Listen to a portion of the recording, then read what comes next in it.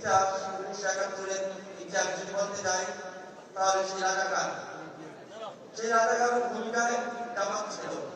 এখন তারা সেই ভূমিকা কি আছে? তারা জুলাইকে ধারণ করে না, তারা জুলাইকে বিক্রি করে।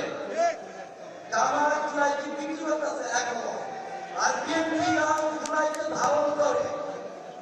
কারণ অসংখ্য নেতা কর্মী আমার বন্ধু হয়েছে এই জুলাই আন্দোলনে। জামাতের কোনো নেতা কর্মী আন্দোলন করে পঙ্গুত্ববরণ করে নাই। আমি বিনীতভাবে অনুরোধ করবো প্রাইম মিনিস্টার, আমাদের বাংলাদেশের অভিভাবক এবং সুযোগ্য সন্তান নেত্রী মা খালেদা জিয়া, সুযোগ্য সন্তান আমাদের প্রিয় নেতা, আমাদের প্রাণের প্রিয় নেতা তারেক রহমানের কাছে যে আমরা যারা হাত পা হারাইছি তাদের এখনো আমাদের সরকারের পক্ষ থেকে তাদের হাত পায়ের কোনো ব্যবস্থা করে দেওয়া হয় না। তারা চলতে করতে পারে না। আমার এই হাতের প্রমাণটা দেশে চিকিৎসা হওয়া সম্ভব না। ডাক্তার বলছে যে দেশের বাইরে যদি সুযোগ থাকে যান আপনার এই হাতের রোগের সমস্যাটা ওইখানে সমাধান করতে পারবো। এটা তো কাইটা ফেলাই দিচ্ছে, রোগের অচলতা বন্ধ হয় নাই। এই রোগের যে চাহিদাটা হাত খুঁজে আঙুল খুঁজে এই অনুভূতির উঠে ওখানে হাত উঠে অনেক এরকম ভাবে স্বচ্ছ করে কাঁপতে থাকে।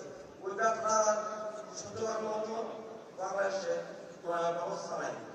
আমি আমার অভিভাবক এবং বাংলাদেশের অভিভাবক, মানুষের অভিভাবক যাকে বিজয়ী করেছে বিপুল ভোটে, দেখেন বিএনপিকে ভালোবেসে কি পরিমাণ মানুষ আন্দোলন সংগ্রাম করে ওই যে মা খালেদা জিয়া বলে গেছিল না যে আমার তারেক জিয়া যখন দেশের মাতৃভূমি জনতাকে পালন করবে, মার কথা মিথ্যা হয় না।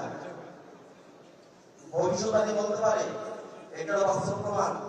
আমাদের বয়স অল্প, মা খালেদা জিয়া যখন মাইন্ড শুনেছে সমাবেশ করতে, তখন আমরা ওই সমাবেশ অংশগ্রহণ করে তখন স্লোগান ছিল একটাই, নাম ছিলেন ডাক দিয়েছে লিটন ভাই ঘরে থাকার সময় নাই। ওই খান থেকে আমার রাজনীতি শুরু। তো ধন্যবাদ, অনেক সময় নিয়েছি। আমি চাই আমাদের পুনর্বাসন এবং হাত পায়ের যাতে prime minister Tarique Rahman sir যাতে আমাদের ব্যবস্থা করে দেয়, শিখি এটা আহ্বান রাখছি। আসসালামু আলাইকুম।